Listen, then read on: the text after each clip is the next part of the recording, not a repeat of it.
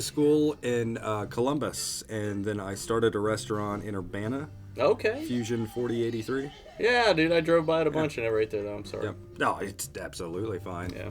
It was a lot for what it was in Urbana. I thought that it was part of the Fusion group. No, yeah. That's why I Fusion never stopped there. They came in after. Yeah, I never stopped there. We just had part our of the Fusion group. rotating menu. That was what I was most proud of. Fair enough. I did like the little twisty fork thing out front. Right. I thought that was cool. Yes. Yeah. I was like, that's weird for an Asian place, and I just kept going. Yeah. No, it's a full bar, and then it had a rotating menu. Yeah. Different food from every country. I Now would- it's like a sports bar. I would have much rather stopped there, man. I'd always stop at the Copper Top. Okay. Yeah, and I was at Bracken's. So. Yeah. Fair enough. All right. Are we ready? I didn't clap. You can now.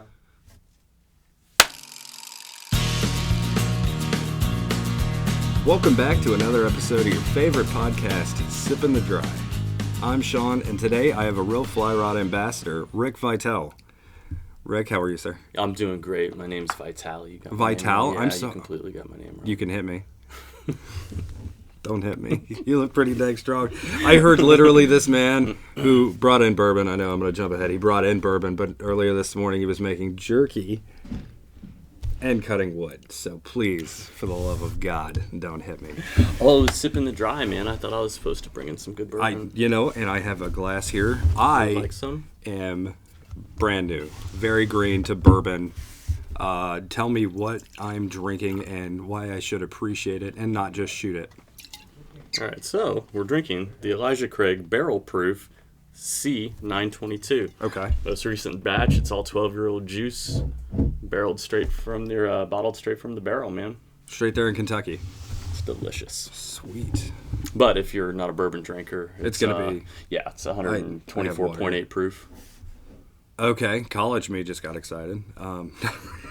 But again, it's like time travel, man. You're enjoying the bourbon, you wake up, and it's going to be Monday.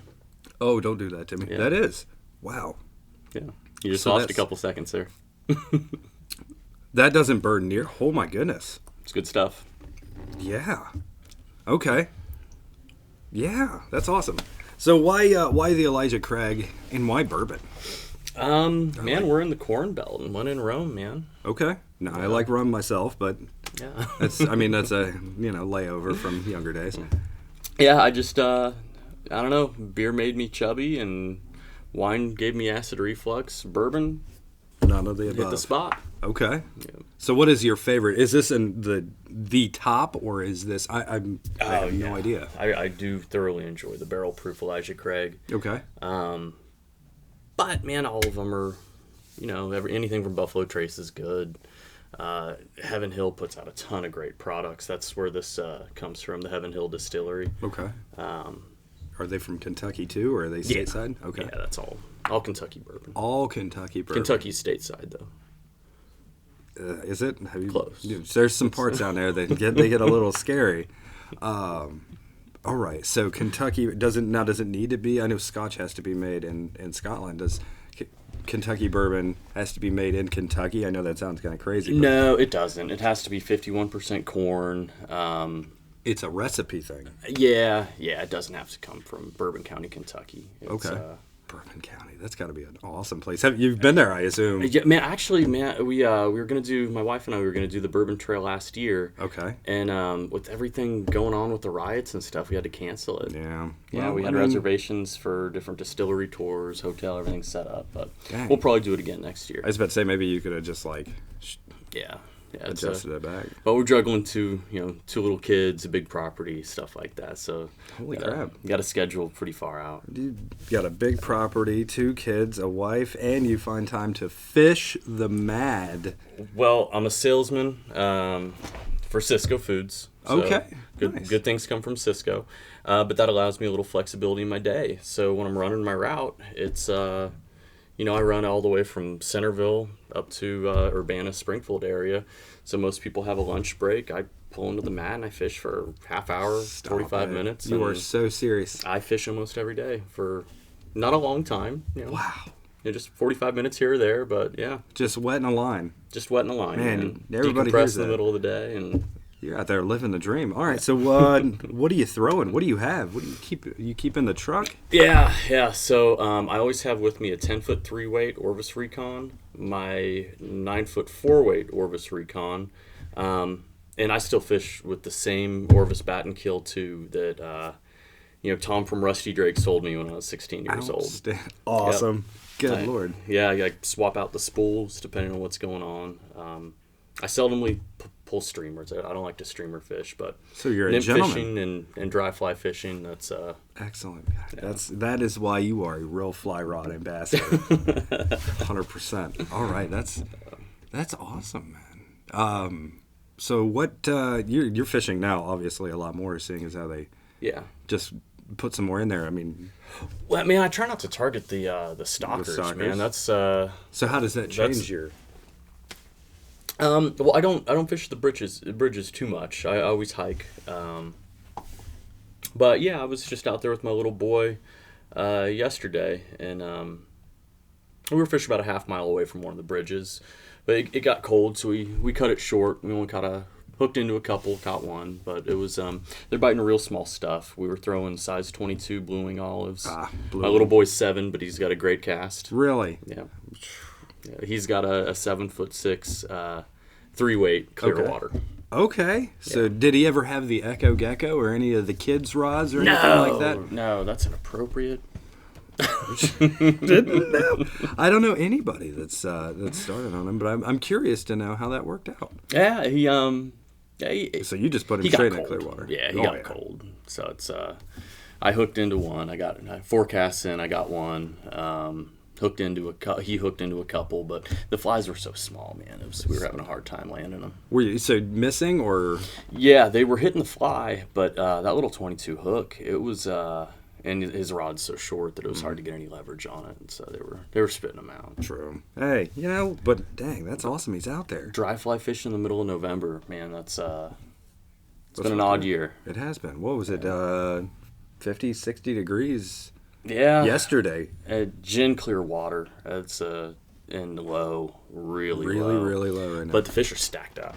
Yeah. Well, yeah. Like if you find them, they are on top of each other. They have nowhere to go. Yeah. It was like we got to the first pool. Approach is really important this time of year, so always go upstream. 7X fluorocarbon.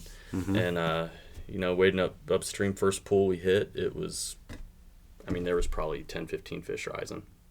Rising? Yeah. Oh, my goodness. Yeah, little very subtle rises, man, and they were sipping just these microscopic. I don't know if they were olives or midge, but they were size 22. Just absolutely. Yeah, I just kept sizing down on his little rod until he started getting some hits. And, so you went out there for him to fish, not so much for you. That's super cool. We love to see that here. That's Grabbed awesome. him off the bus and went straight up. Oh, man. Listen, kid's out living the life, man. My kid would love that. Yeah, I got him tying now, too. Stop it. Those little kid fingers, I've been saying, those little kid fingers, man, they got to be good.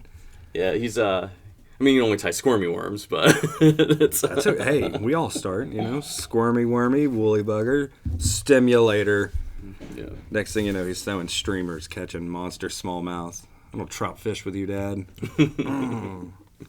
Yeah, he prefers bass. Oh, for sure. It's only gonna get worse. He's just gonna start chasing them. Especially if you're teaching him to tie. Good Lord, you're gonna have your hands full. Yeah. He's gonna take and ruin all your fishing spots. Yeah, I've always been a Mad River enthusiast, but the kiddo, he definitely prefers the Little Miami, the Little Sugar Creek, and there's a pond that we hit that is by a retirement community. The old folks throw bread in there and feed the carp. So I tie these big fluffy white flies, and we sneak back there, and he catches 12-pound carp. Oh my gosh! That's on his fly rod, just going at it. That's a memory he's gonna have forever. Yeah, that's pretty cool. That's awesome. Good Lord. So what made you start trout fishing? Yeah, so proximity. You were just there. My best friend Ryan, who's now in South Carolina, we kind of grew up just fishing and hunting and enjoying the outdoors together, and so this was really before cell phones and information was really prevalent. So we were reading Field and Stream magazines, stuff like that, looking for adventures. So it was the salmon run in Michigan. We'd read about it, and his grandpa had fished it years ago, so he kind of knew about where to go. And we did some little bit of research, and I was 15, he was 16. I told my mom that I was sleeping at his house. He told his mom the opposite. We skipped a week of school, took off to Wellston, Michigan camping, and it was like a bunch of good old boys, shoulder to shoulder, and we were still throwing gear at the time. We weren't fly fishermen, and it just wasn't enjoyable fishing. You know what I mean? Yeah. So we started. I've watched videos. Yeah, we started hiking away from the people, and we were fishing the Little Manistee. It was a hard river to wade, but we managed to get away from the crowd completely. And the only other people who were down there were fly fishermen, and they were isolated, and they weren't targeting salmon. They were targeting like the browns that were following up the salmon. Mm-hmm. And I was looking what I was throwing, looking what they were doing, and I was like, you know what, that's I'm doing something wrong. I like that a little bit more. Yeah, so I started. We made friends with a couple of them, and came back to Centerville. This is when Rusty Drake, Tom was there. He sold me my first fly rod as soon as I got back, and I started hitting the Mad. I fished it up and down. I waded the first 5 years I fly fished the Mad. I waded all the way from north of West Liberty all the way to Springfield. Good just Lord. in different sections. I wanted to learn the whole river. Yep. And I did it every year for a long time. And it was you find a lot of good spots that way. That's what it sounds like. What I'm hearing is that you know where to go to catch them. Yeah, the Mad will fish as good as any river in the country, just not consistently, and there's a lot of dead water. So if you're willing to wade across 3/4 of a mile of nothing but creek chubs, you'll hit a pocket of trout, and it's just they're great that's trout. what makes it worth it. Yeah. So you've had some pretty good size come out of there then. Yeah, several trout over 20 inches. Hey, I've had to put some pictures up. Little creek chub just get ripped off my line and stuff too, which was pretty cool. Oh my goodness. Yeah, I'll see if I can. Yeah, you'll have to either bring them up or send them over to Thomas. Yeah, I'll see if I can pull one up real quick. Shouldn't be too hard. That's where you know where Thomas is today, folks. Google Photos. Thomas is out on the Mad River. It is 2 in the afternoon. There's one of my little boys. Largemouth. Holy crap! Yeah, him and those waders is amazing. You're gonna have to send it Isn't to that us. funny? It's so good. Little guy's got waders on. It looks like him and that gigantic fish can fit in there. We caught that in a creek off the Little Miami. I don't even know if it has a name of it, but it was knee-high water. The Little Miami was all muddy and gross, so we were just fishing that creek. He was throwing a little squirmy wormy, and that bass had to be 8 pounds. Unreal. Yeah, I thought he was snagged, man. He just started, yelling for dad, and I look over and I'm like, you got it? And he landed it. Man. That's so good. He wasn't huge. He was about probably 16 inches. Hey, that's a good looking fish, though. That's a good color. Yeah, there's one in particular I'm looking for. I caught it where I didn't expect to catch it. I'm not going to give you any spots, but this guy was the last 20 inch. I like that you took a picture of the sky too. That's awesome. Yeah. You know what you're doing. You know what you're doing. Yeah, you got to position the camera right. I didn't know anything about that until working here. Some of the guys, I won't say names, but I know people in this shop, they can look at a photo and they'll go, I know exactly where that is. Yeah. Take you to Google Maps and they'll drop a pin and it'll be within feet. Yeah, I've fished with those guys. You know what I'm saying? So be careful when you post your photos, your hero pics, man. People know. They know that river. They walked it. They know. That is true. That is good. So you're not going to give away your best spot. Never. Second, third. But for somebody like myself, who, I've only been doing this 2-3 years, and I love trout fishing most of all. Where would you send me, being a local? Where would I have the most easy success? If you're chasing stalkers, the little bridge at 36, that's where everybody kind of learns to. Okay. That's the starting point. Sure. It gets hit so hard. Okay. But if that's where you start, that's where you start. Now, but yeah, that's you work up from there. That's Yeah, up or down. There's fish on. There's a lot of fish in that area. They're just pressured really hard. But if you consistently can catch fish where a lot of fishermen are, that'll help you learn the Mad. The Mad's it's a funny river, man. It's one of the hardest rivers I've ever fished. Okay. But it's but once you figure it out, a fish is great. True. I like that. That's awesome. So if I'm trying to figure out how to question this or word this question. Good Lord. Yeah, I kind of got it. Never mind. It must not have been too important, and nobody wanted to hear about it because I can't remember for the life of me.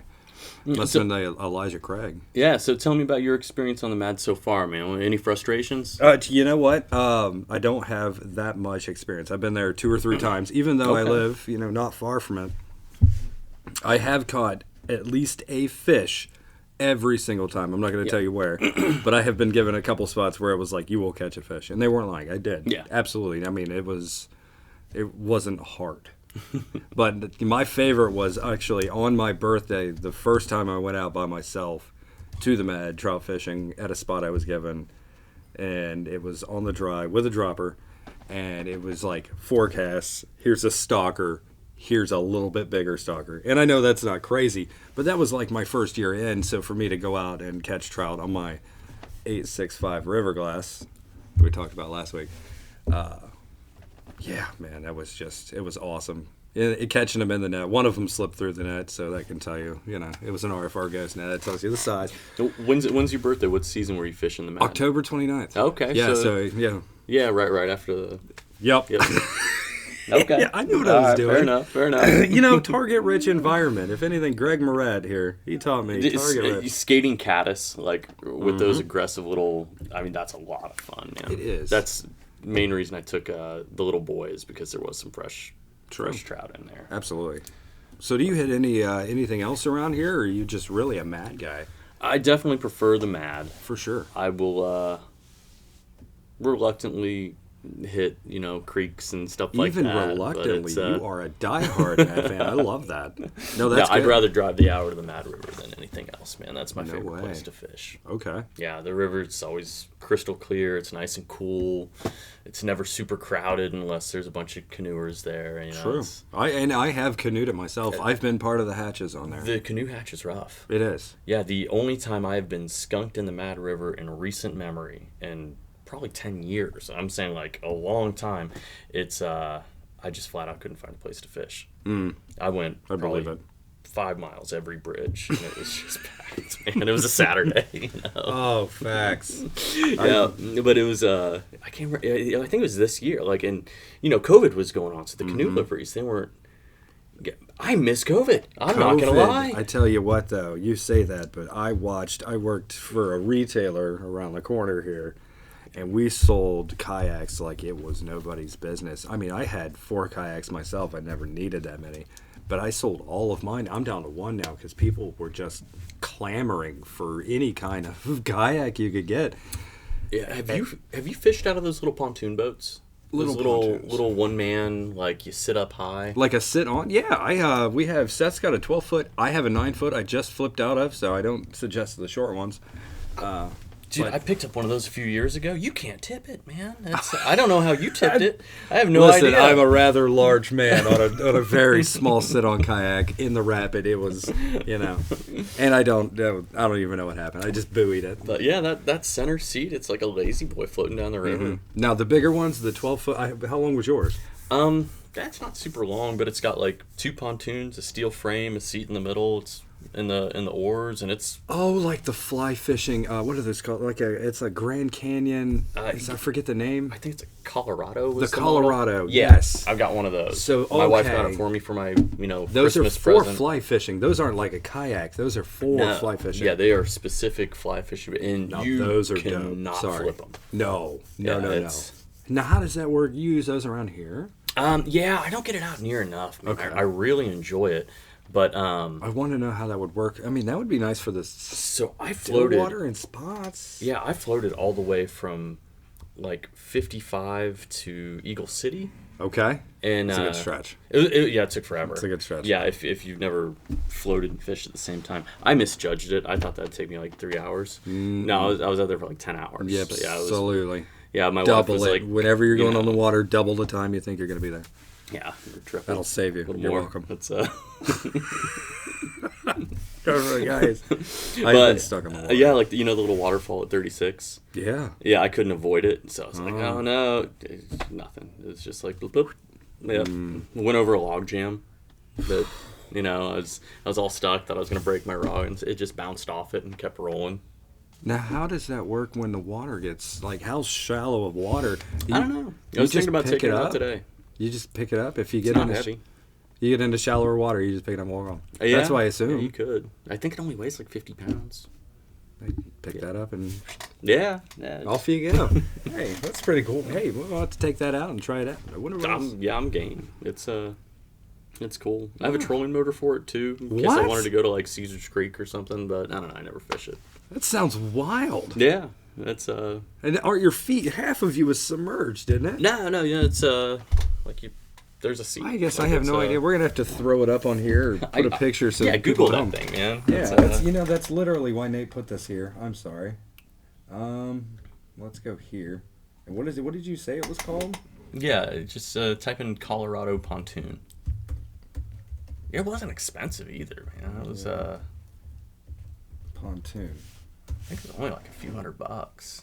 Oh, okay. Yeah, So it's got the double pontoon and the seat in the top. You said yeah, and a little trolling motor hooks up on the 8 back. inches. Yeah, I think they sold those. I hate to say it at Cabela's.